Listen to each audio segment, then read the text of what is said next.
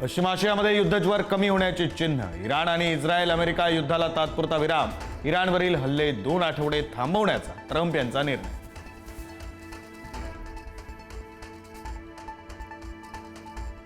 काही अटींसह हॉर्मुझमधून 2 आठवडे सुरक्षित प्रवासाची मुभा। ट्रम्प यांच्या भूमिकेनंतर इराणची मोठी घोषणा।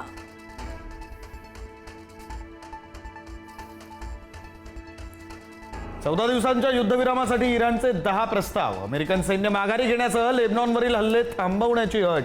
तर सर्व स्तरावर लढाई थांबवत भविष्यात हल्ले होणार नाही याचीही मागितली ग्वाही।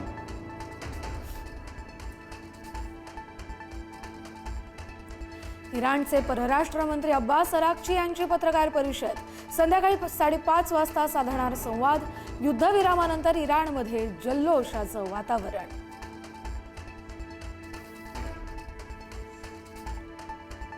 युद्धविरामानंतर इराणनं अमेरिकेला ठणकावलं। युद्धविरामाचा अर्थ युद्धाचा अंत असा होत नाही। आमचं सैन्य तयार, शत्रूंनी चूक केली तर उत्तर देऊ, इराणचा इशारा।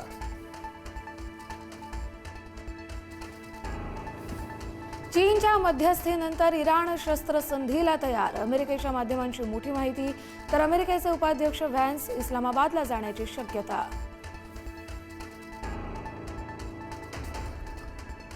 युद्धविरामानंतर इस्रायलच्या भूमिकेकडे जगाचं लक्ष। युद्धविरामाच्या घोषणेनंतर इस्रायलच्या गोटातून संमिश्र संकेत। इस्रायल लेबनॉन आणि हिजबुल्लावरील हल्ले सुरूच ठेवण्याच्या विचारात, मात्र इराणच्या करात हल्ले टाळण्याचा स्पष्ट उल्लेख।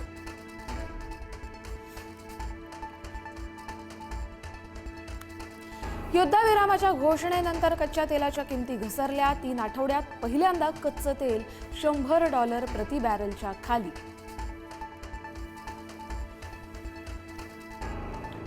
उन्हाळी सुट्ट्यांमध्ये गावाला जाताना प्रवास महागणार। एसटीच्या दरात 10% भाडेवाढ। 15 एप्रिलपासून नवे दर लागू होणार।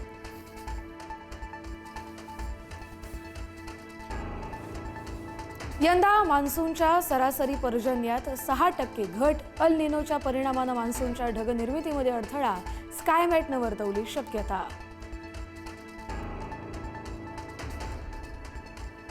राज्यात तापमानात मोठी घट। अवकाळी पावसामुळे कमाल आणि किमान तापमान 5 ते 7 अंशांनी घसरलं।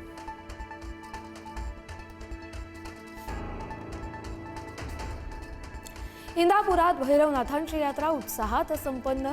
गुलालाची उधळण करत चांग भलचा जयघोष। शिकूया AI ची क्रांती, चला करूया MSCIT।